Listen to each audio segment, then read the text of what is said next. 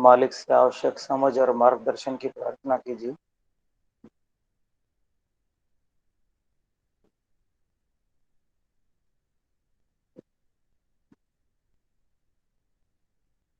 सभी participants heart to heart connected हैं।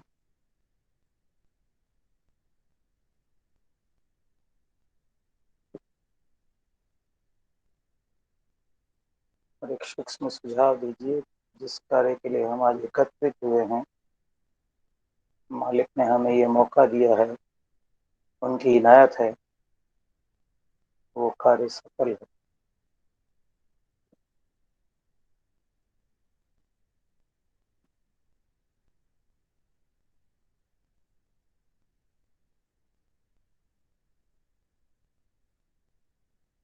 धीरे से आंख खोलो।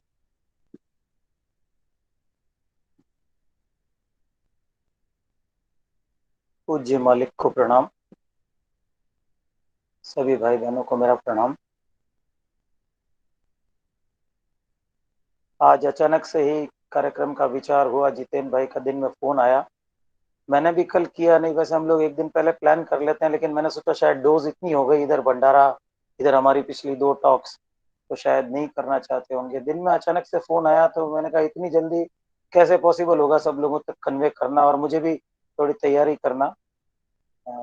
फिर भी उन्होंने कहा नहीं करना है, तो मैंने कहा करेंगे। ऑफिस से मैं था, बहुत जल्दी मालिक की कृपा से सब लोगों से कांटेक्ट भी हुआ। कुछ लोगों ने देखा था, कुछ लोगों ने नहीं देखा, ऐसे सबको कांटेक्ट हो गया और काम चालू हो गया। मालिक का काम है, मुझे चिंता नहीं थी। काम मालिक का है, मालिक को करना है, मैं तो सिर्फ माध्यम हूँ, तो कुछ भी जो निकलेगा उनके द्वारा ही निकलेगा, तो तैयारी जैसी कोई बात ही नहीं। तो हम पहले बात करेंगे जो सत्संग के बाद जो मालिक ने मैसेज दिए, वो एक दो टुकड़े में। एक तो हम थोड़ा सा पहले समाप्त कर लेंगे सत्संग के बाद जो जो कहा गया, और उसके बाद जो अपना मेन मैसेज जो है भंडारे का, प्रेम की राह पर आगे बढ़ना, इस पर बात करेंगे।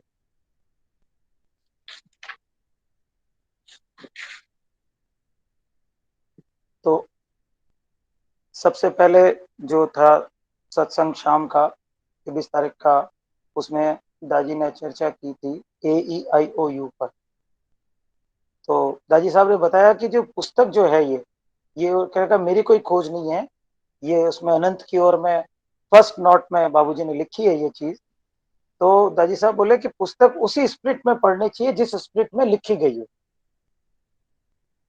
मालिक जरूर कहेंगे आपको कंडीशन एक्वायर करने का, लेकिन एक भक्त के नजरिए से तो ये है कि सब मालिक ने किया है। मालिक तो हमें क्रेडिट जरूर देंगे, लेकिन हमें सोचना ये है कि उनकी मदद के बिना कुछ भी संभव नहीं है। ये एटीट्यूड हमारा होना चाहिए। सबको ये ब्रदर की आवाज क्लियरली आ रही है क्या?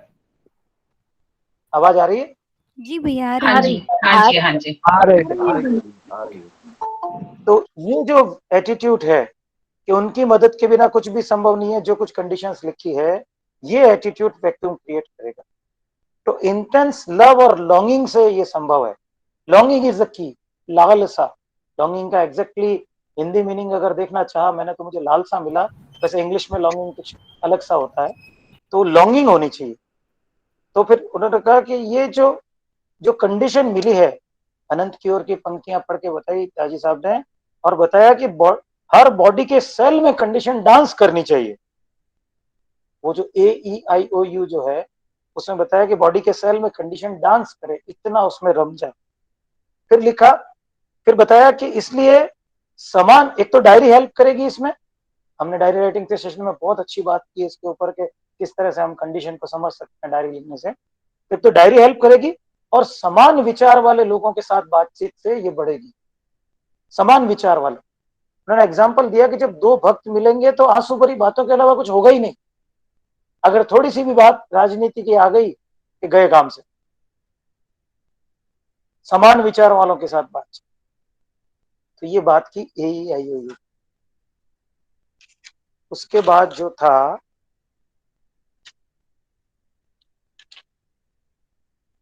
25 तारीख 24 की जो सुबह की सिटिंग थी, उसमें दाजी ने फिर, उन्होंने बार बार दाजी साहब ने फरमाया है कि हमको ये जो नए वॉल्यूम विस्पर्स के 1944 के जो एडिशन है, विस्पर्स जो लाला जी महाराज और बाबूजी महाराज के बीच के जो कन्वर्सेशन है, वो पढ़ने चाहिए। एक बार फिर उस पर जोर दिया।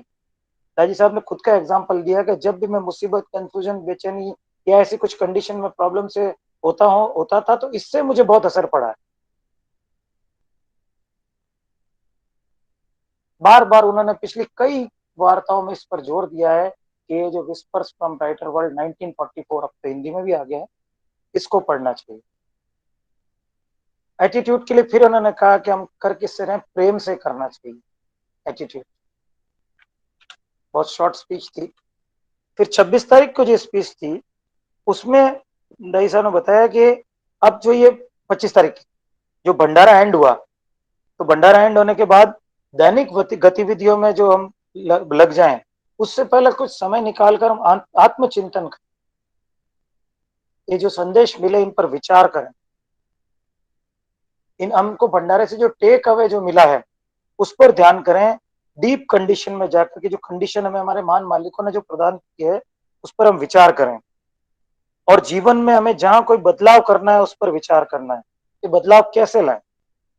मालिक की मदद तो उन्होंने कहा है, ये सदैव है, लेकिन प्रश्न ये है कि मैं कैसा एडजस्टमेंट करके ये बदलाव संभव। फिर उनका बहुत सारा साहित्य हमने रिलीज किया है, वो साहित्य पढ़े। सेंटर पर वॉलंटियरशिप का बहुत सारा काम है, वो कर सकते हैं। अगेन फिर दाई साहब ने जोर दिया कि विस्पर फ्रॉम 19 ब्राइटर वर्ल्ड 1944 पढ़ें। गीता पढ़ने के लिए प्रेरित किया। उन्होंने कहा बच्चों को रामायण या महाभारत देखने के लिए प्रेरित करें। उन्होंने कहा मैं आश्चर्यचकित हूं कि कुछ बच्चे रामायण महाभारत के बारे में जानते ही नहीं है, तो फिर अगर उनमें हम ये वैल्यूज उनमें नहीं बिठाएंगे तो कैसे चलेगा। आप बच्चों का कल्याण भूल जाइए अगर उनमें ये वैल्यूज नहीं बैठती है तो ये इनकलकेट हमको करनी पड़ेगी उनमें वैल्यूज। रामायण और महाभारत दिखाने का जोर दिया। और फिर कुछ बात की आर्टफुलनेस, वो ध्याना ओलंपिक टीम के लिए जो उपलब्ध हुआ है वो सब बात।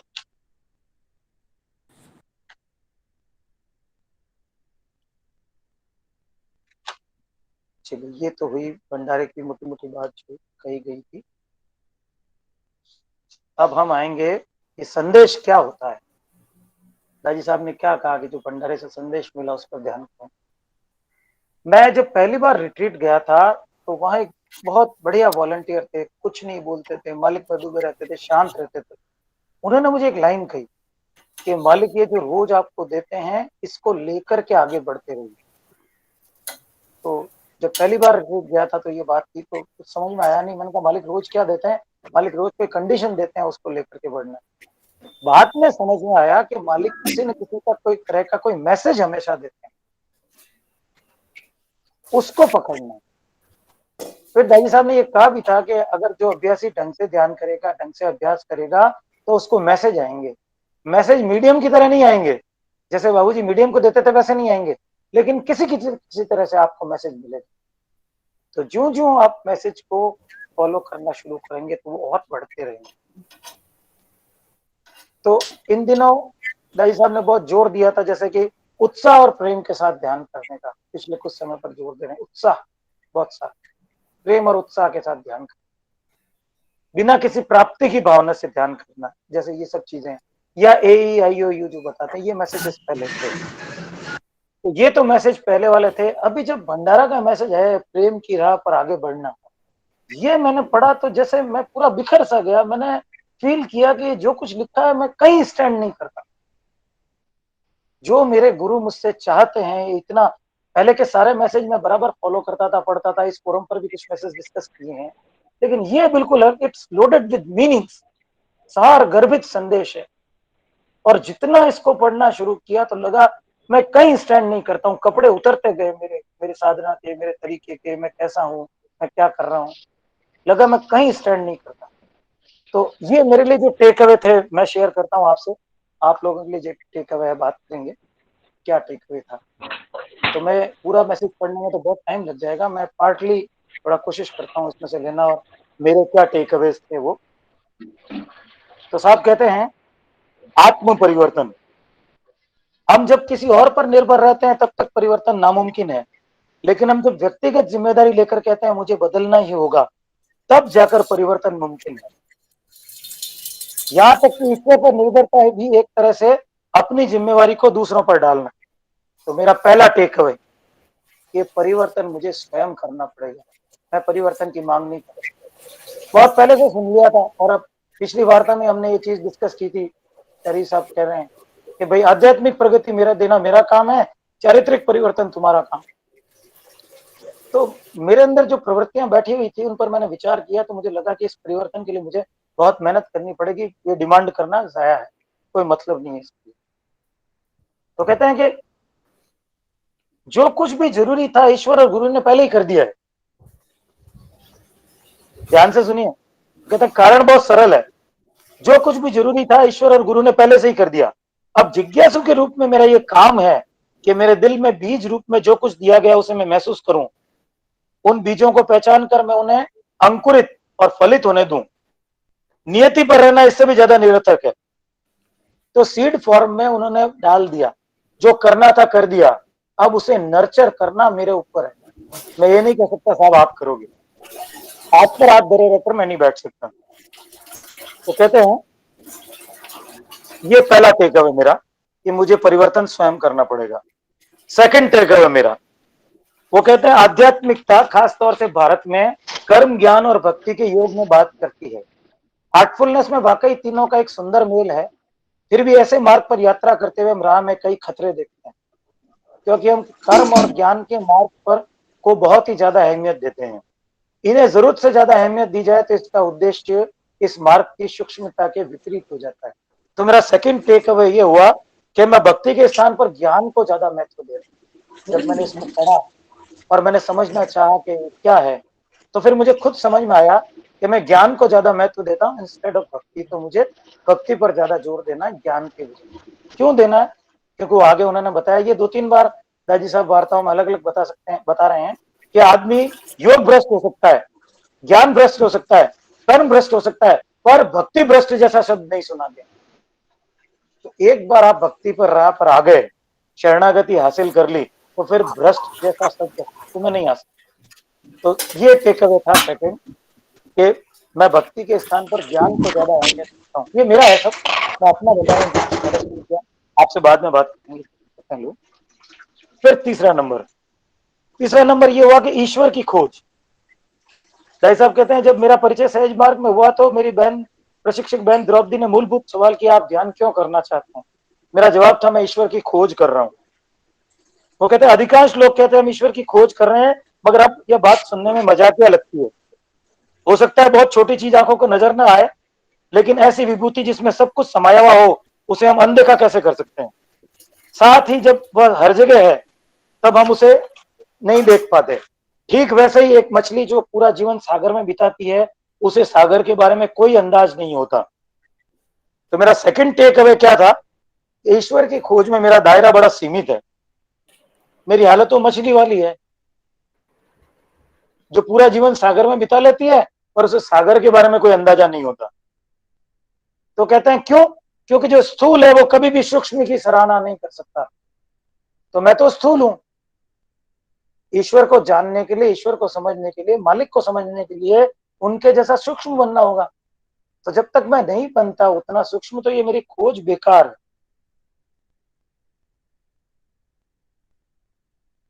इसलिए वो कहते हैं कि हमें एक मूलभूत पहेली को करना है। फोर्थ मेरा टेक अवे, वो कहते हैं कि ये दिल कहां से लाऊं जो तुझे पहचाने, खोज जो करनी हो किस तरह से, पुनीत और प्रेम पूर्वक भाव से शरणागति, यही एकमात्र तरीका है।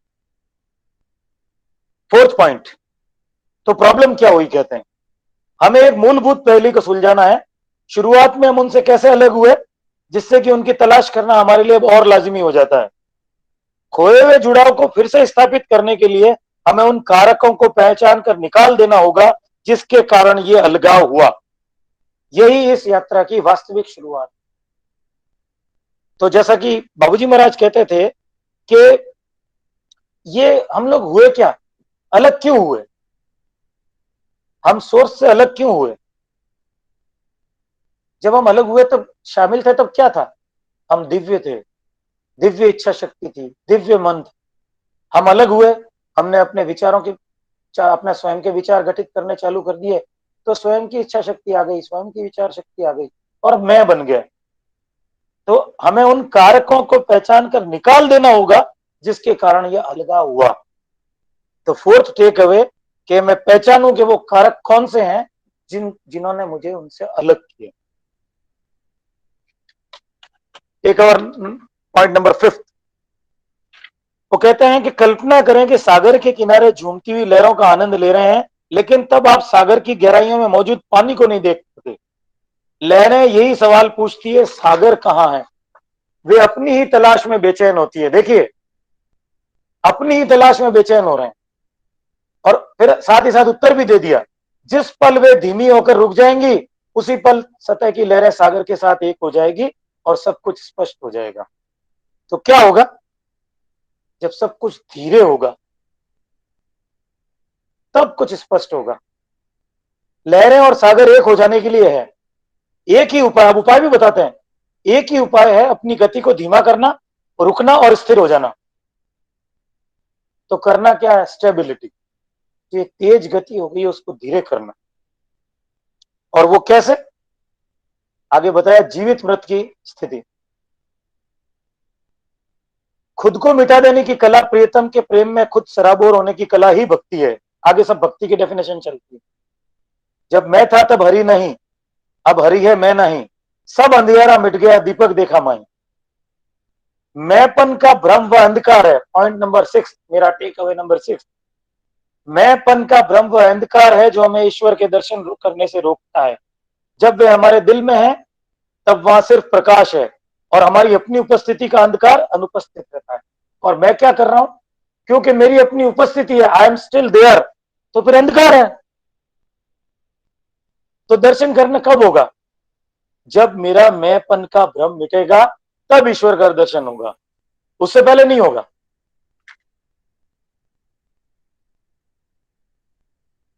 टेक अवे पॉइंट नंबर 7, प्रियतम के ख्याल से दूर जाना ही दुख, तकलीफ और दर्द लाता है। प्रियतम के ख्याल से दूर जाना ही दुख, तकलीफ और दर्द लाता है। बहुत सुंदर लाइन पढ़ी थी, बाबूजी साहब ने कंप्लीट वर्स में लिखी है। हर एक क्षण जो मालिक की याद, उसकी याद के बिना गुजरा, उस पर पछतावा हो। हर एक क्षण जो उसकी याद के बिना गुजरा, उस पर पछतावा हो। आगे साहब पाप की परिभाषा बताते हैं। टेक अवे नंबर 8, यहूदी परंपरा में पाप की परिभाषा काफी सटीक है, यानी जो पूजने योग्य है उससे दूर चले जाना, बस पाप हो गया। जो ऊपर बात की, जो ऊपर मैंने ये अलग से पढ़ा है कंप्लीट वर्क्स में से, कि हर एक वो क्षण जो मालिक की याद के बिना गुजर गया, उस पर पश्चाताप हो। वही बात स्टॉक में इस तरीके से दाजी साहब ने बताई है, यहूदी परंपरा में पाप की परिभाषा काफी सटीक है, जो पूजने योग्य है उससे दूर चले जाना। बस जो ही आप उसकी याद से दूर चले गए और वो पाप हो गया। हम समझ ही नहीं रहे, ये सब पढ़ा तब समझ में आया कि मैं क्या पाप कर रहा हूं। तो बाबूजी साहब कहते हैं अकृतज्ञता पाप है। निश्चित रूप से जब हम अकृतज्ञ बन जाते हैं, तब सच्चे संबंध से भटकाव की विभिन्न शाखाएं शुरू हो जाती है। अकृतज्ञता दूर जाने की शुरुआत है, इसलिए पाप है। तो मुझे देखना पड़ेगा कि मैं कितनी देर कृतज्ञ रहता हूं। जैसे कि पिछली टॉक्स में अपनी चर्चा हुई थी, कृतज्ञता क्या है। मुझे 2 समय का खाना मिल रहा है, मुझे कृतज्ञ होना चाहिए, जबकि मैं हमेशा जो चीज नहीं मिल रही है उसकी डिमांड कर रहा हूं। इनडायरेक्टली मुझे पता ही नहीं कि मैं अकृतज्ञ हूं, मैं एक पाप कर रहा हूं। जो मुझे मिल गया, मेरा फ्रिज भरा पड़ा है और बाहर मेरा भाई भूखा सो रहा है कोई फुटपाथ पर, ये जब समझ में आता है तब कृतज्ञता आती है। अदरवाइज तो सिर्फ चार्टर ऑफ डिमांड है मेरे पास, मेरा ये होना चाहिए, मेरे साथ ये नहीं हो रहा, मेरे साथ ये नहीं हो रहा, मेरे साथ नहीं हो रहा, ये चार्टर ऑफ डिमांड है, तो अकृतज्ञता है। तो हर समय कृतज्ञ रहना ये बात है, और अगर मैं वो नहीं करता हूं तो अकृतज्ञता पाप है। पॉइंट नंबर 9, भटकाव। टेक अवे पॉइंट नंबर 9, ऐसा कोई भी भटकाव जिसमें हम अपनी जागरूकता को सांसारिक संपत्ति, शरीर, मन और बुद्धि से जोड़ लेते हैं, तो ये अपने जीवन के केंद्र, जीवन के स्रोत, अपनी आत्मा से दूर चले जाने के समान है। आई रिपीट, ऐसा कोई भी भटकाव जिसमें हम अपनी जागरूकता को सांसारिक संपत्ति शरीर मन बुद्धि से जोड़ लेते हैं तो यह अपने जीवन के केंद्र, जीवन के स्रोत, अपनी आत्मा से दूर जाने के समान है। और मैं क्या कर रहा हूं, मैंने सोचा कि मैं तो सारी मेरी चीजों से जुड़ा हुआ हूं, मेरा मकान, मेरी संपत्ति, मेरी नौकरी। अभी पिछली कुछ वार्ता से पहले दाई साहब ने कहा था ये मैं, मेरा साधना, मेरा ध्यान, इस सारे मैं के चक्कर में उसको तो भूल जाते हैं। सारे समय मैं अपने पे कंसंट्रेट करता हूं, मेरा ध्यान कैसा हुआ, कितनी देर किया, आधा घंटा किया करूंगा तो ये मिल जाएगा, 1 घंटा कर लूंगा तो ये मिल जाएगा। तो ये बात बहुत अंदर तक जाके जुड़ टच की इसने चीज ने कि भटकाव क्या है। हम अपनी जागरूकता को सांसारिक संपत्ति शरीर मन बुद्धि, सिर्फ संपत्ति से नहीं, शरीर मन और बुद्धि से भी। चरी साहब ने टॉक में लिखा है, कांच में खड़े होकर अपने आप की खूबसूरती को निहारना, केश को संवारना, शरीर से जोड़ लिया मैंने। तो सांसारिक संपत्ति शरीर मन बुद्धि से जब जोड़ लेते हैं तो ये भटकाव है। तो आगे बताया कि 5 व्रत, माया के 5 व्रत, अहंकार के 11 व्रत, जो इसमें डायग्राम है, मेरे ख्याल से आप लोग सब इस डायग्राम के बारे में जानते होंगे, सब लोगों ने पढ़ा होगा।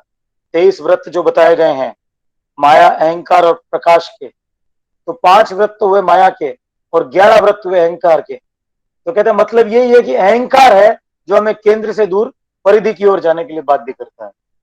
अहंकार हमें केंद्र से दूर ले जाता है। आगे कहते हैं खुद की पहचान बाहरी संपदा और साजो सामान से करना एक तरह की आंतरिक दरिद्रता को दर्शाता है।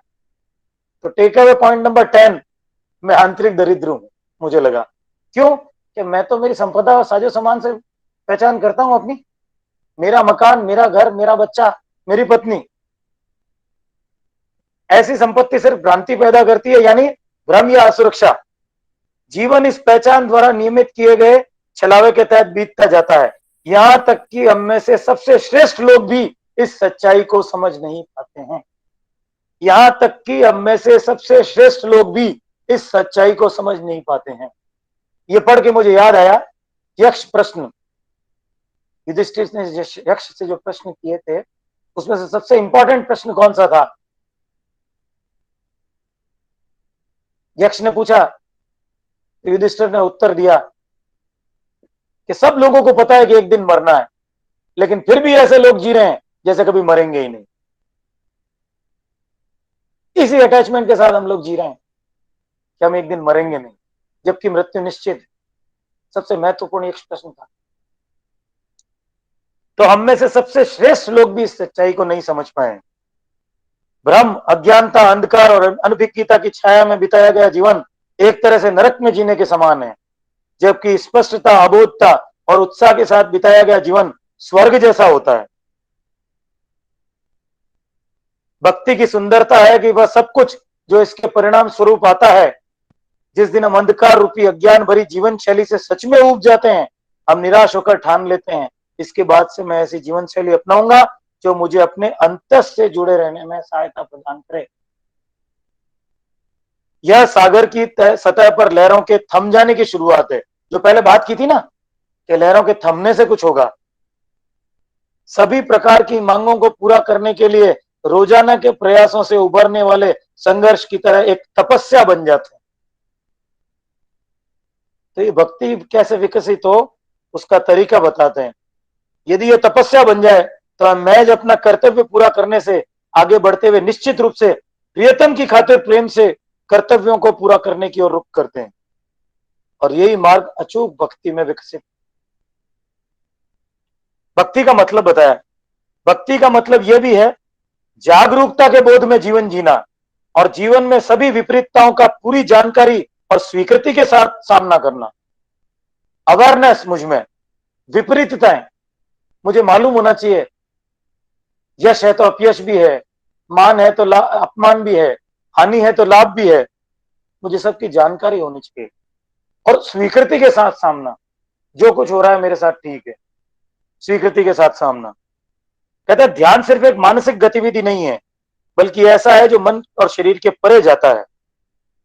तो लोग शिकायत करते हैं कि उनका ध्यान तरह तरह के भटकाव के कारण अक्सर सही तरह से नहीं होता। ये शिकायत लोगों की अक्सर है। तो कहते हैं क्यों होता है? साहब फरमाते हैं, लेकिन भक्ति के साथ किया गया ध्यान इंसान को अधिक सक्षमता के साथ उस अदृश्य की अनुभूति करने देता है, क्योंकि मन में किसी तरह के ज्ञानात्मक और आवेगपूर्ण झुकाव से रहित। भक्ति किसी भी आवेग से रहित होती है, भक्ति सिर्फ भक्ति होती है, किसी भी आवेग से रहित। भक्ति की डेफिनेशन बताई थी अभी कुछ वार्ता से पहले दाजी ने, कि भक्ति शब्द को इंग्लिश में ट्रांसलेट नहीं किया जा सकता। भक्ति में कितनी सारी चीजें हैं। भक्ति में शरणागति है, भक्ति में प्रेम है, भक्ति में ओबीडियंस है, भक्ति में लॉन्गिंग है। भक्ति बहुत सारी चीजों का कॉम्बिनेशन है। भक्ति को आप ट्रांसलेट करके परिभाषित नहीं कर सकते अंग्रेजी में, ऐसी चीज है भक्ति। शरणागति, समर्पण, सब कुछ भक्ति में शामिल है। तो कहते हैं फिर ध्यान में भटकाव क्यों है? क्योंकि भक्ति नहीं है। लोग शिकायत करते हैं कि उनका ध्यान तरह तरह के भटकाव से अक्सर सही तरीके से नहीं होता, लेकिन भक्ति के साथ किया गया ध्यान इंसान को अधिक सूक्ष्मता के साथ उस अदृश्य की अनुभूति करने देता है। क्योंकि क्यों होता है? क्योंकि मन में ज्ञानात्मक और आवेगपूर्ण ये जो झुकाव है वो नहीं होते हैं।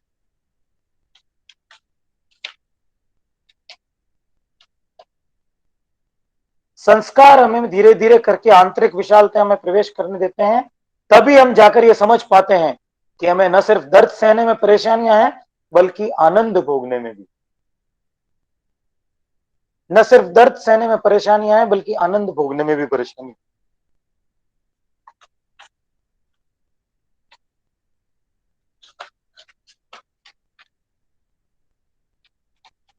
हम नारद भक्ति सूत्र 54 में निहित ज्ञान को सही मायनों में सराह सकते हैं। उसमें है, भक्ति भौतिकवादी गुणों और इंद्रिय ग्रही संतुष्टि से रहित होती है।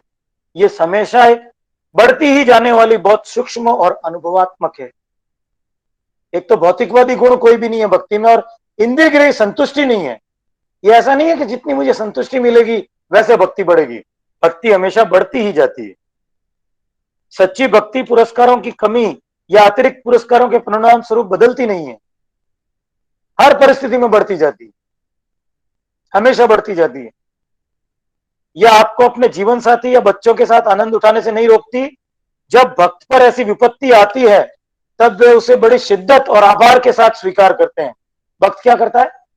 भक्त प्रार्थना नहीं करता मालिक से कि मेरी विपत्ति दूर कर दो, बजाय उसके वह उससे बड़ी शिद्दत और आभार के साथ स्वीकार करता है।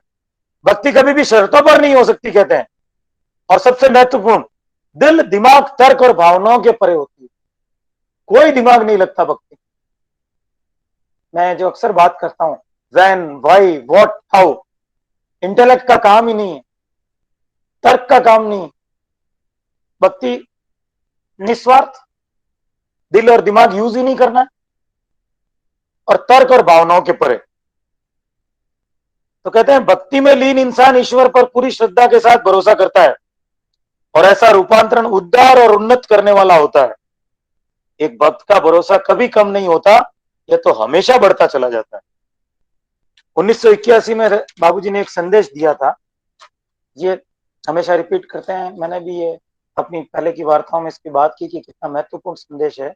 राहे तलब में ऐसे बेखबर हो गए, मंजिल पे आके मंजिल को ढूंढते हैं। वे अपनी तलाश में इतने खो गए कि मंजिल पर पहुंचने के बाद भी उसकी तलाश। भाई साहब ने कहा रास्ता ही मंजिल हो गया, एक बार मुझे पता लग गया तो कहते हैं कि एक गुरु जो द्वंद्वों और जीवित मृत की अवस्था के परे जा चुका है और परम तत्व में लय हो चुका है, तो क्या वो अपने किसी भी शिष्य को अपनी सेवा करने की अनुमति देगा? वह न तो खुद अहमियत चाहता है, न लोकप्रियता चाहता है, और न प्रसिद्ध होना चाहता है। और शायद गुरुओं के ऐसे गुणों की याद रखना हमें झांसे में आने से बचा सकता है। मेरा टेक अवे नंबर 14, शायद गुरुओं के ऐसे गुणों को याद रखना हमें झांसे में आने से बचा सकता है। मतलब क्या है? अगर मैं ऐसे गुण याद नहीं रख रहा हूं तो मैं झांसे में आ रहा हूं। कौन से गुण? खुद की अहमियत, लोकप्रियता और प्रसिद्धि। इसीलिए दादी साहब ने कहा है वर्क एनोनिमसली, गुमनामी में काम करो। बाबू साहब ने एक जगह लिखा है कि अपमान का प्रभाव हटाना आसान है, लेकिन प्रसिद्धि का प्रभाव बड़ा मुश्किल है। तो कितना इनडायरेक्टली बढ़िया चीज कही है कि गुरु न तो खुद की अहमियत चाहता है, न लोकप्रियता चाहता है और न प्रसिद्ध होना चाहता है। उन्होंने ये नहीं कहा कि आप ऐसे गुण अपनाओ, इनडायरेक्टली नीचे लिख दिया, शायद गुरु के ऐसे गुणों को याद रखना हमें झांसे में आने से बचा सकता है। इसका मतलब क्या है? मैं अगर खुद की अहमियत चाह रहा हूं, मैं खुद की लोकप्रियता चाह रहा हूं, मैं प्रसिद्ध होना चाह रहा हूं, तो फिर मैं झांसे में आ रहा हूं। भक्त के रूप में जिन्हें हम अपना ध्यान, अपनी सराहना और प्रेम का पात्र समझते हैं, उनके साथ अंतस से जुड़ा रहना हमें सीखना चाहिए। तो छोड़ना क्या है? मेरी लोकप्रियता, मैं सेंटर इंचार्ज, मैं ZIC में वॉलंटियर, मैंने इतने प्रोग्राम करा दिए, मैं ये प्रोग्राम करा रहा हूं, मेरा नाम, मालिक मुझे देखे और मालिक मुझे कुछ देंगे, खुश हो जाएंगे। तो कहते हैं इतने सालों से हमारी तपस्या और समर्पित अभ्यास के साथ हम अभी भी ये नहीं मांग सकते कि परम तत्व हमारे दिलों में आकर बस जाए। मैं डिमांड नहीं कर सकता, मैं नहीं कह सकता इतने साल हो गए साहब मुझे साधना करते हुए। हमारे सभी अभ्यास ऐसे दिलों को तैयार करने के बारे में है जो श्रद्धापूर्ण, निष्ठावान और समर्पित है। यह उस दिल की तैयारी है जो परम तत्व को आकर्षित करती है। ये सारी तैयारी बाबूजी साहब ने एक जगह लिखा था कि दरवाजा खटखटाना है उसको आकर्षित करने के लिए, बस ये सारी तैयारी सिर्फ इसलिए है। अंतिम स्थिति और परिणति सिर्फ दिव्य करुणा और दशा के कारण होती है, न कि इस वजह से कि हम उपलब्ध और तैयार हैं। तो अंतिम परिणति तो करुणा ही है उनकी, हमारी तो सिर्फ तैयारी है, लेकिन उस तैयारी से हम कुछ मांगने के हकदार नहीं हो गए। मद भगवत गीता के 11वें अध्याय 46वें श्लोक में बताया है, आपको दिए गए कर्तव्यों को पूरा करने का अधिकार आपके पास है, लेकिन आप उस कर्म के परिणामों के हकदार नहीं हैं। कभी भी खुद को अपने कर्मों के परिणामों का कारण न समझें और कभी अपना कर्तव्य न करने के प्रति आसक्त न हो। इसमें अनंत की ओर में बताया था तो बात की तो कि भाई ये कंडीशन जो दशा है आपने प्राप्त नहीं की है, दी है।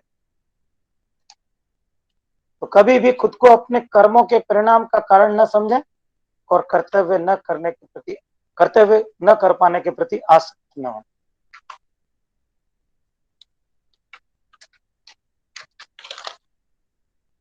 तो साहब ये मेरे टेकअवेज थे जिनकी मैंने आपसे चर्चा की।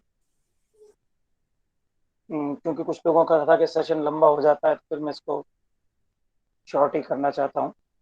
बाकी लोग कुछ बताएं जो उनको भंडारे से समझ में आया, क्या लगा, कोई शेयर करें।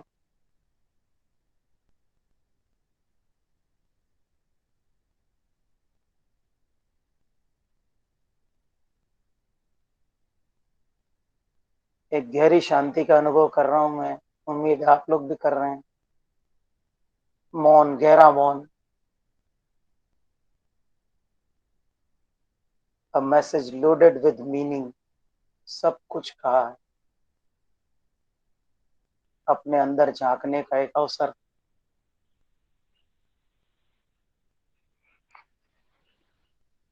भैया जी हाँ, मुझे मछली वाला उदाहरण बहुत अच्छा लगा।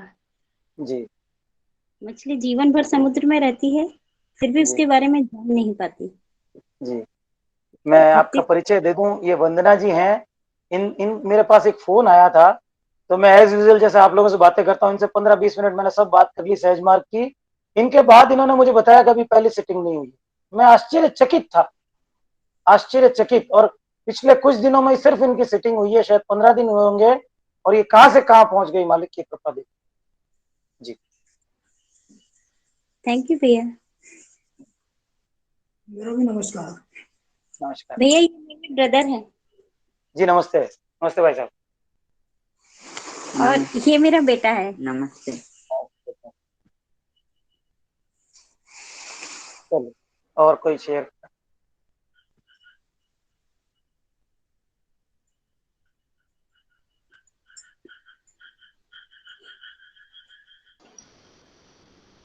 मैंने भक्ति की बात पे मुझे बात याद आई।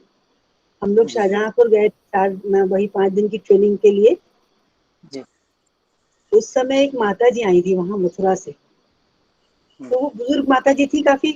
तो जब उनसे पूछा कि माता जी आप सब कैसे करते हो, कहती बस हम बैठ जाते, जैसे कृष्ण के सामने बैठ जाते हैं वैसे बैठ जाते हैं। तो किसी प्रिसिप्टर ने उनसे कहा बस यही तो करना है। जी आज मुझे समझ में आ रहा है कि उनको सब कुछ क्यों मिल गया होगा। हम बिल्कुल। लोग मैं तो आपसे हम चर्चा लोग तो करूं। उसी में उलझे रहे कि मुझे ये आता है, जी मुझे वो जी आता जी है, जी जी जी मैंने जी, ये ज्ञान पॉइंट पे ज्ञान। कर लिया। हम ज्ञान बीच में जी लाते जी रहे। जी उनके पास ज्ञान की कोई जरूरत नहीं थी, लेकिन उन्हें जी। सब कुछ मिल गया और इतनी देखिए। खुश थी वो कि जी। पूछिए नहीं। ब्लिस और नॉलेज, जी ज्ञान और आनंद, ये दो ट्रैप बताए गए हैं, जाल है। जी कई बार दाजी साहब ने भी कहा है कि, और उसमें भी लिखा हुआ है कि प्राचीन ऋषि मुनि जो है, भवी साहब ने लिखा है कि वो क्यों नहीं आगे बढ़ पाए, क्योंकि वो ज्ञान आनंद में उलझ कर रह गए। मेरे दिमाग में एक विचार आया था कि कौन सा हनुमान ने कोई ये पढ़ा, क्या ध्यान किया। हनुमान को पता था कि क्या कॉन्शियसनेस होती है, अवेयरनेस होती है, ए आई ओ यू क्या होता है, ये सूक्ष्म शरीर क्या होता है और स्थूल शरीर क्या होता है। मीरा ने पढ़ा था क्या कभी? नहीं। दाजी साहब ने अभी शेयर किया था कि ध्यान, कभी राधा ने ध्यान किया क्या, या उन्होंने एक राबिया का नाम लिया था, मिडिल ईस्ट की संत, क्या उसने ध्यान किया था क्या? गीता 18वें अध्याय से पढ़ने का कहा था चारी जी साहब ने उस श्लोक के लिए कि गीता उल्टी पढ़नी चाहिए। क्यों? क्योंकि इतनी सारी कवायद करके, इतने अध्याय पढ़ के, कर्म ज्ञान भक्ति दुनिया भर की तामझाम करके सीधे 18वें अध्याय पर क्यों नहीं आ जाए? मुझे एक वरिष्ठ प्रशिक्षक मिशन के, जब मैं उनसे बहुत सवाल किया करता था किसी जमाने में, तो वो कभी, वैसे मैंने उनको टेम्पर लूज होता नहीं देखा, एक दिन मुझ पर गुस्सा किया और बोला तुम इतनी सब चर्चा करते हो, सीधे 18वें अध्याय पर क्यों नहीं आ जाते? जब वो ले जाना चाहते हैं तो जो सीधा रास्ता समर्पण बताया गया उस पर क्यों नहीं आते? जरूरत ही नहीं है बाकी सब चीजों की, एटीट्यूड और समर्पण, भक्ति। जी भैया प्रणाम। प्रणाम। भैया हम मुदिता श्रीवास्तव, जी कहाँ से? राबर्ट्सगंज सोनभद्र से। अच्छा। मुझे cool। जो फील हुआ यही कि हम सबको बस गुरु की इच्छा के प्रति समर्पण की अवस्था में ही रहना चाहिए। जो भी कुछ हमें अच्छा बुरा प्रिय अप्रिय जो भी कुछ मिल जाता है उसी में संतुष्ट रहना चाहिए, जी और उसके लिए बहुत खुशी और दुख का बहुत अंदर से प्रश्न नहीं उठाना चाहिए। जो भी मास्टर की तरफ से हमें अगर जो भी चीजें मिल रही हैं वो हमारी बेहतरी के लिए हैं, हमारी भलाई के लिए हैं। बहुत अच्छा। सोनभद्र के एक ब्रदर मेरे जोधपुर सेंटर पे थे, वो गए थे, जोधपुर से ट्रांसफर हुए, नाम भूल गया मैंने। लहरों का सुंदर उदाहरण दिया। लहरें समुद्र का ही हिस्सा है, समुद्र लहर नहीं है, लेकिन लहरों की गति का धीमे होना, रुक जाना और फिर स्थिर होना, यही गीता जी की बहुत स्थित बहुत प्रज्ञता है। महत्वपूर्ण। 21 पॉइंट और समाधि है जो सम में आदि और ईश्वर सोर्स के जैसे हो जाते हैं।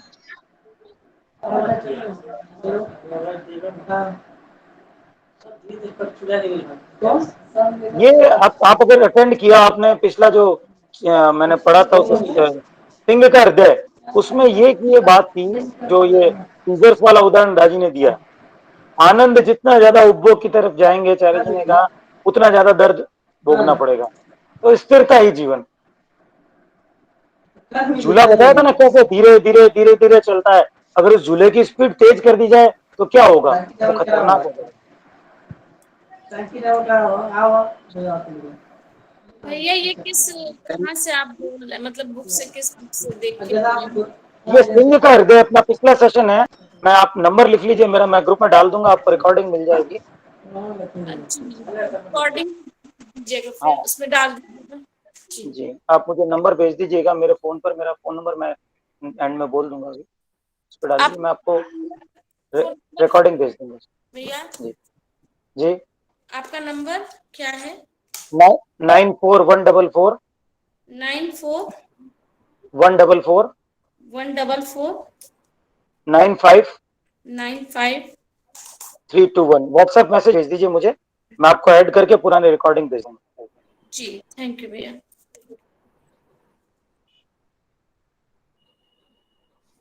देखिए आज कितना सुंदर संयोग है, सिर्फ 3 घंटे का समय मिला, मालिक की कृपा देखिए, ऑफिस से घर आने में और टेलीफोन कॉल्स करने में। उम्मीद नहीं थी इतने लोग इकट्ठे होंगे, लेकिन मेरा मन था कि आज ज्यादा से ज्यादा लोग इकट्ठे हों, और वही हुआ।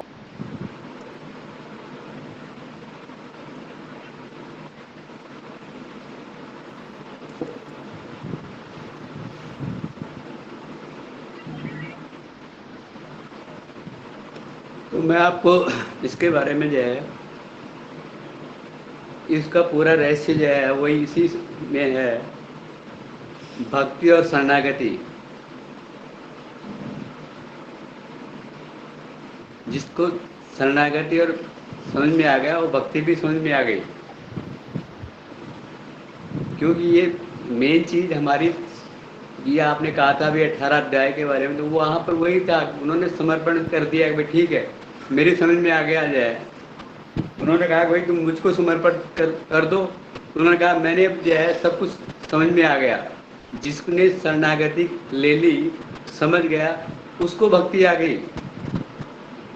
हमारा जो है, जिस मोमेंट हमने उनको स्वीकार कर लिया, हमने उनको समर्पित कर दिया, हम उनके भक्त हो चुके। तो ये मेन चीज है हमारी शरणागति है, हमारा समर्पण ही है जो हमको उस भक्ति तक ले जाता है। इसीलिए उन्होंने पूरा ये जोर इसी पे दिया है। आपने पढ़ा ना, वो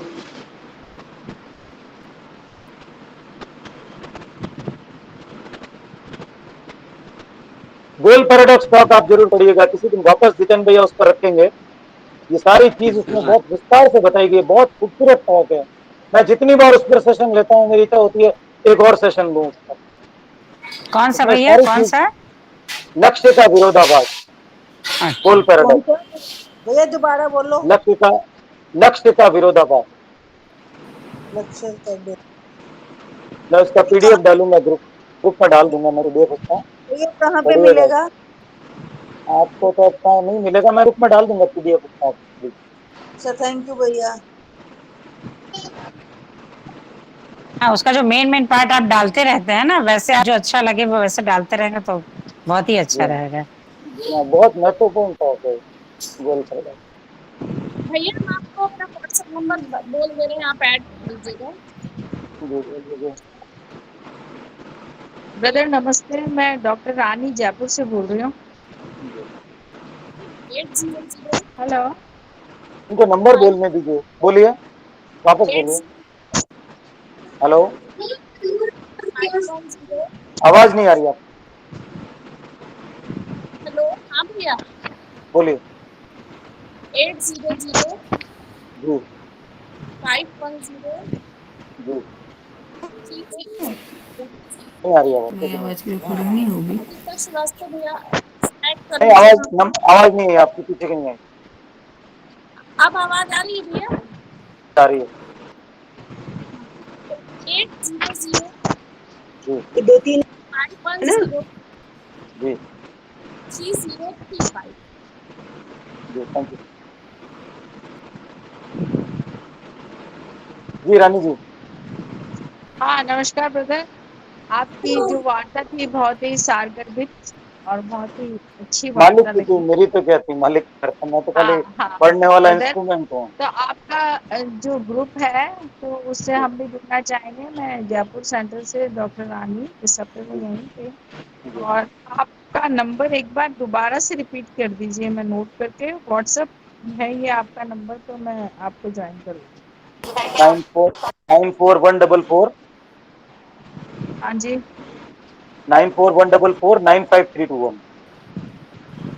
9534 321 95321। आप कहाँ से हैं brother? Jodhpur centre. Thank you very much.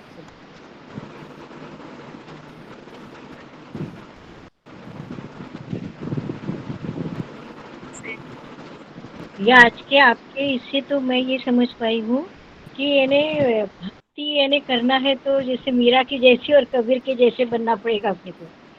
यानी जब तक मेरा मैंपन का भ्रम नहीं निकलेगा तब तक ईश्वर का दर्शन नहीं होगा। और अपने को कभी के जैसे यानी मालिक एक जैसे कुम्हार की तरह घड़े का आकार को बनाए रखने के लिए उसे बाहर से ठोकते हैं और भीतर से समझाते रहते हैं। देखिए, कबीर और मीरा वाली बहुत ऊंची कंडीशन है। सबसे पहले कम से कम हम ये डेवलप करें कि पाने लेने का सौदा माफ करें। सबसे पहली चीज ये, भक्ति की पहली शर्त ये है कि मुझे कोई उम्मीद नहीं हो, मैं कुछ ना चाहूं, केवल प्रेम के लिए प्रेम। बहुत सुंदर एग्जाम्पल है, लैला खड़ी थी, कतार में बांट रही थी, किसी को कुछ, किसी को कुछ, किसी को कुछ। मजनू की बारी आई तो उसका कटोरा तोड़ दिया, और मजनू बहुत खुश था कि ये तो मेरे लिए स्पेशल ट्रीटमेंट है, मुझसे प्रेम करती है। ये भक्ति है। मैं बिल्कुल कोई उम्मीद नहीं करूं, पहली शर्त ये। दूसरी बात, जो कुछ मुझे मिले वो स्वीकार है। अब ये स्वीकार्यता के मामले में हम अक्सर आकर के फेल हो जाते हैं, क्योंकि जितनी स्वीकार्यता बढ़ती है उतना बड़ा टेस्ट होता है।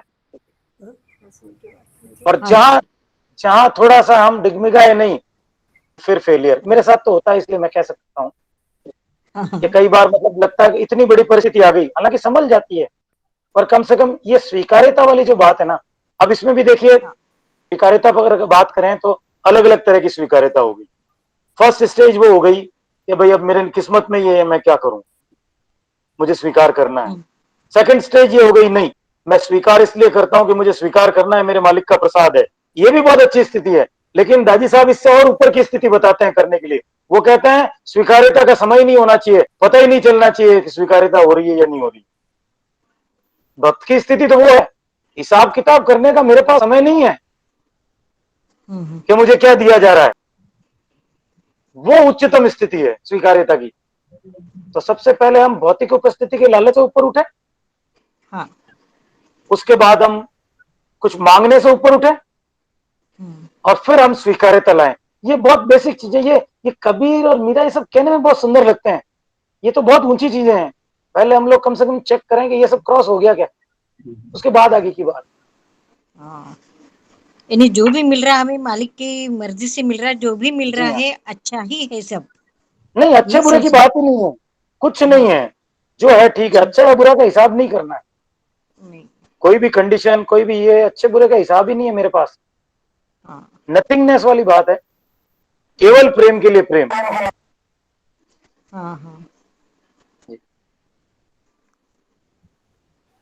धन्यवाद भैया।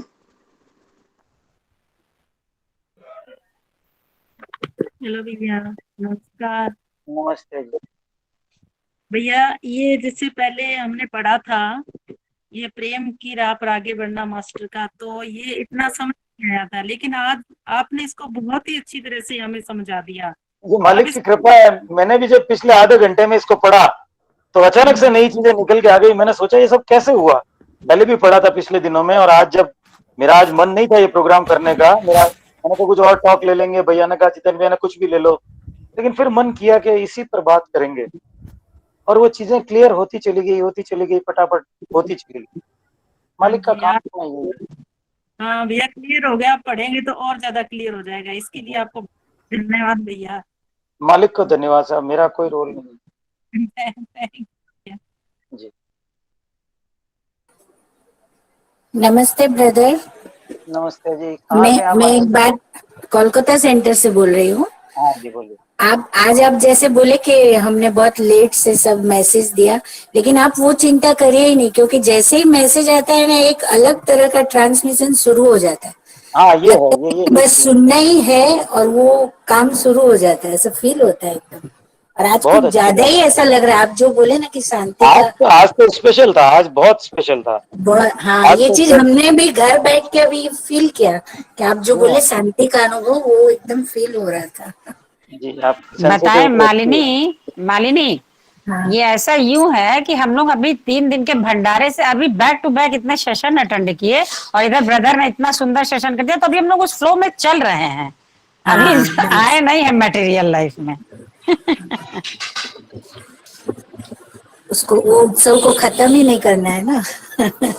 जैसे भैया का मैसेज देखा, जिसको जिसको भेजना है तुरंत तुरंत वही काम करते रहे फास्ट, तो कितने सारे लोग जुड़ गए देखो।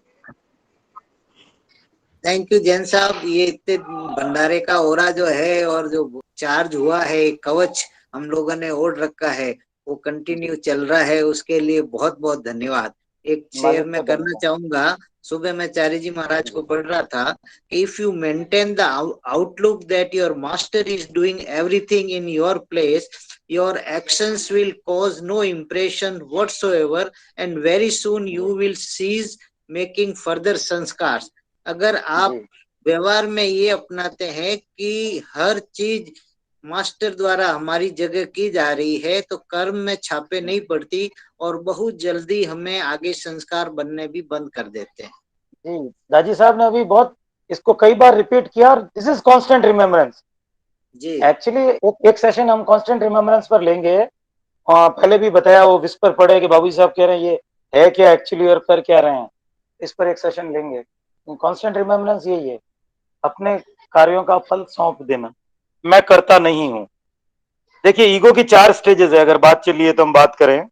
पहली स्टेज ईगो की कि मैं करता हूं, gross most stage.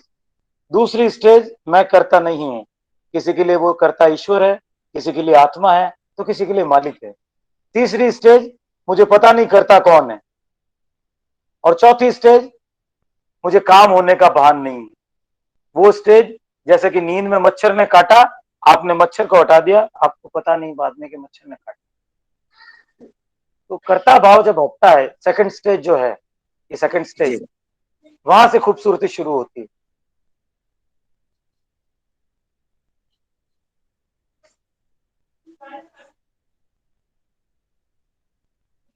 Thank you very much.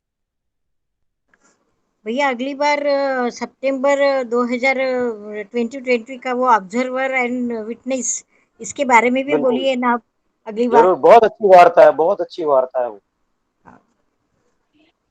चलिए नेक्स्ट वो ले, अगले प्रोग्राम में वो ले लेंगे, ऑब्जर्वर विटनेस। थैंक यू भैया। हाँ नमस्ते भैया, ये जो आप नमस्ते। बोल रहे हैं इनका आप वीडियो बना के भेज सकते हैं? मैं ग्रुप है मेरा, उसमें मैं शेयर कर देता हूँ वीडियो, तपत स्मरण करके ग्रुप है, आप अपने नंबर भेज दीजिए, मैं ऐड कर लूंगा आपको। यूट्यूब में आ जाते हैं ना जैसे? हाँ, यूट्यूब में डालते हैं भैया, मैं ग्रुप में डाल देता हूँ, फिर उसको जितेंद्र भैया उसको डालते हैं, मैं उसको ग्रुप में डाल देता हूँ। तो आप अपने नंबर मुझे भेज दीजिए, अच्छा, मैं आपको पुराने रिकॉर्डिंग भेज दूंगा। अच्छा, मैं अभी बोल दूं अपना नंबर, फोन नंबर? जी बोल दीजिए, बोल दीजिए। 9831720210 जी। 210। क्या नाम आपका, शुभ नाम? सुशोभिता गुप्ता। सुशोभिता। सेंटर कोलकाता। हाँ जी, थैंक यू भैया।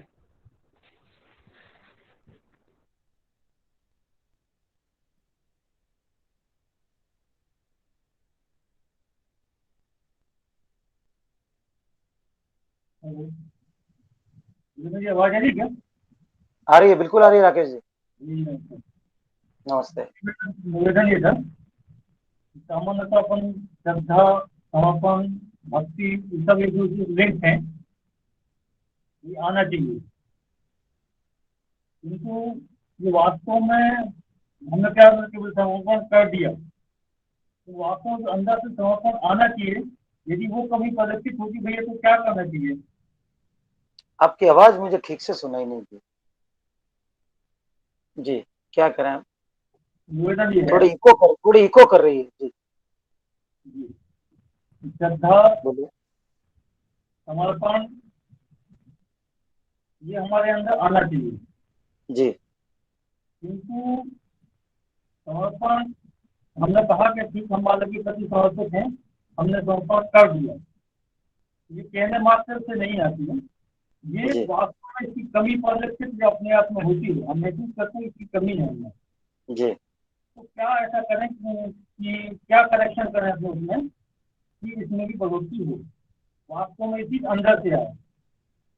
दाजी साहब कहते हैं ठीक से किया गया अभ्यास, बस एक ही लाइन है।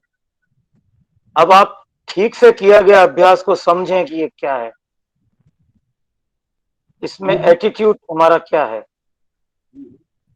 मेरा एटीट्यूड इंपॉर्टेंट है, मेरी प्रायोरिटीज इंपॉर्टेंट है, ऑब्जर्वेशन एंड इंटरेस्ट इंपॉर्टेंट है, बहुत सारी चीजें इसमें है।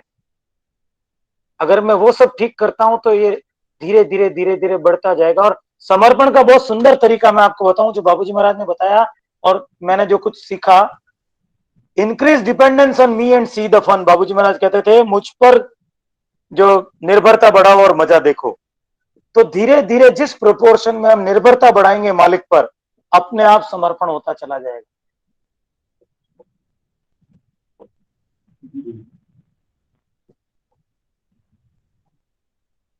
ये चीज आपकी भी ध्यान है, अभी आपका लोकल अभी भंडारे के बाद महसूस किया, समझने की कोशिश की, इन सब चीजों में जो हमारा सचिव हमारा अहम, तो आपने किसी वार्ता में कहा था सिंह के हृदय से बाबूजी कुछ नहीं दे सकते, बाबूजी कुछ नहीं कर सकते, उनके पास वो आए जिन्हें कुछ नहीं चाहिए जी। और साथ में ये भी इसमें जो मास्टर ने संदेश दिया, कर्म पर अधिकार है किंतु उसको फल पर नहीं। दोनों आपकी आवाज बहुत इको, मुझे नहीं आ रही, इको कर रही है, बहुत आवाज इको कर रही है, साफ सुन नहीं पा रहा हूँ। कोई बात नहीं, थोड़ा कोई आपके शायद इंस्ट्रूमेंट में कोई प्रॉब्लम है, आ तो रही है लेकिन इको बहुत कर रही है। आप फोन पर बात कर लें मेरे से।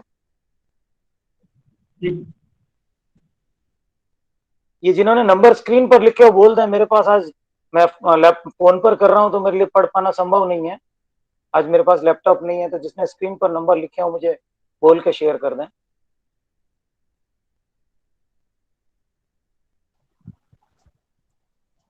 भैया समर्पण इज अ की रोल ऑफ एवरीथिंग। जहाँ समर्पण हो गया जैसा आपने बोला, वो तो सबसे बड़ी बात है। बस यही हम खो जाते हैं, यही अपनापन ले आते हैं।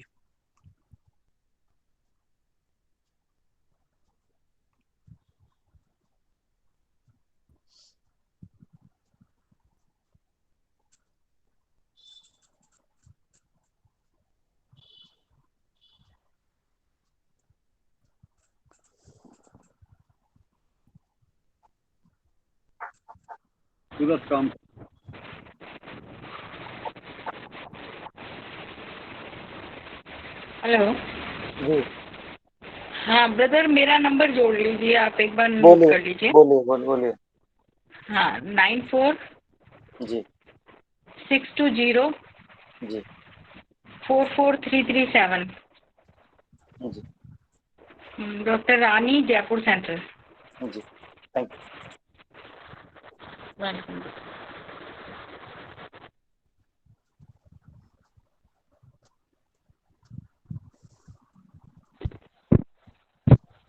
ठीक है भाई साहब, बहुत बहुत इस वंडरफुल सेशन के लिए मालिक को और आपको धन्यवाद, हृदय से मालिक को धन्यवाद। धन्यवाद साहब, मेरा कोई काम नहीं है। मैं फिर से कहता हूँ सारी रचना आज उन्हीं की थी।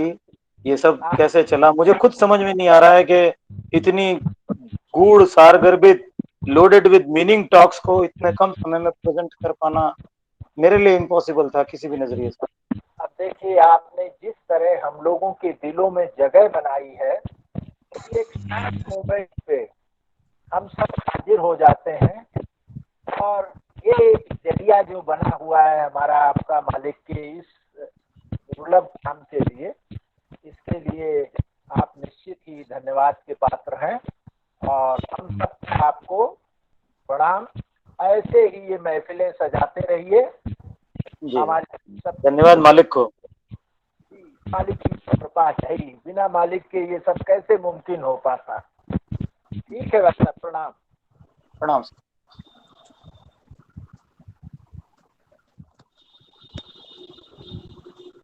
प्रणाम मेरे भाई, प्रणाम प्रणाम। नमस्कार। प्रणाम, नमस्कार नमस्कार। समर्पण ही सबसे बड़ी बात आपने बताई है। समर्पण, यही हम कमी कर जाते हैं। यही जब हमारी मैं आ जाती है तो बस यही हमारा रास्ता क्लियर करने की। आपकी बातों से बहुत कुछ क्लैरिटी आती है। बहुत शुक्रिया मेरे भाई, थैंक यू। नमस्कार।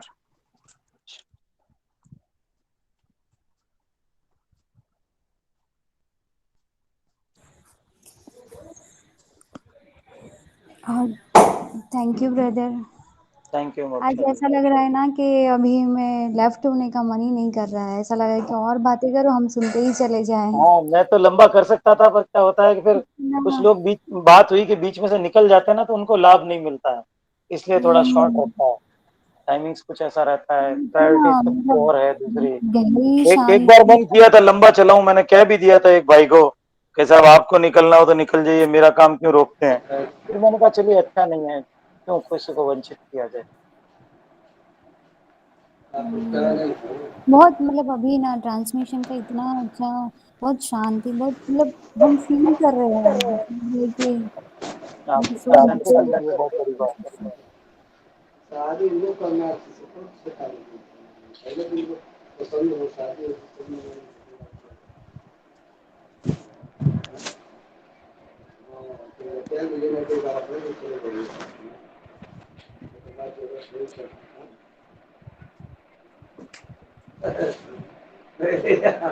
आप लोग जाइए, हम समझ ओम प्रकाश जी कहाँ से हैं? नए दिखे हैं कुछ लोग, इनमें से हैं।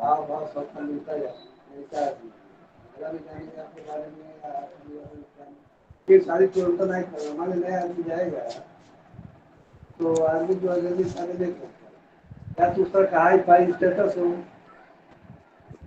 नहीं तो फिर जो है चलिए जितेंद्र भैया समाप्त करें फिर।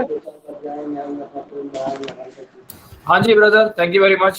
Thank you everybody for joining for at a very short notice. Thank you very much for your time. सबका बहुत धन्यवाद। नमस्ते। Thank you brother, thank you सबको। Thank you Meena ji.